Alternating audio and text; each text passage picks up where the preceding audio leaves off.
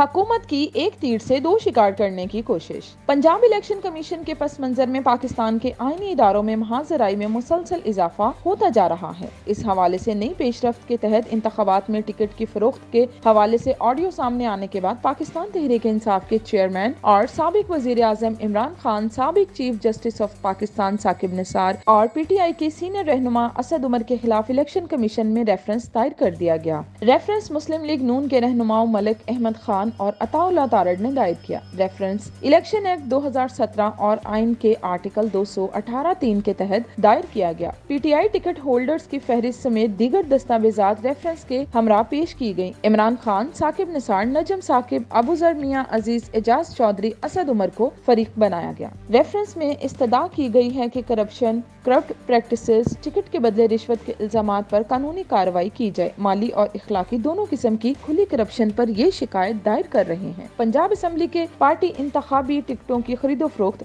جاری ہے۔ ایک سیاسی جماعت نے قانون، اخلاقیات اور جمہوریت کی دھجیاں اڑا کر رکھ دی۔ ریفرنس میں استدعا کی گئی ہے کہ ایک جماعت ٹکٹوں میں کرپشن کر کے سیاست کے مقدس شعبے کو گندا کر رہی ہے۔ آئین، قانون اور الیکشن ایکٹ کی خلاف ورزی پر الیکشن کمیشن کارروائی کرے۔ 29 اپریل کو میڈیا میں سامنے آنے والی مبینہ آڈیو سے مذکورہ افراد بے نقاب ہوئے ہیں۔ آڈیو سے پتہ چلا ہے کہ مذکورہ افراد براہ راست جرم میں ملوث ہیں۔ ریفرنس کے متن میں مزید کہا گیا کہ عمران خان نے گزشتہ ہفتے خود پارٹی ٹکٹ دیے ہیں۔ آڈیو لیک میں اعتراف کیا گیا ہے کہ ثاقب نثار ڈیل میں ملوث ہیں۔ ثاقب نثار، اعجاز چودھری اور اسد عمر نے سہولت کاری کی۔ الیکشن کو جانوروں کی خریداری بنا دیا گیا۔ الیکشن کمیشن معاملے کی تحقیقات کرائے اور ملزمان کو سزا دے۔ ریفرنس میں مزید کہا گیا ہے کہ عمران خان کو پارٹی چیئرمین کے عہدے سے معطل کیا جائے۔ پی ٹی آئی کی طرف سے جنرل الیکشن کے لیے ٹکٹ معطل کیے جائیں۔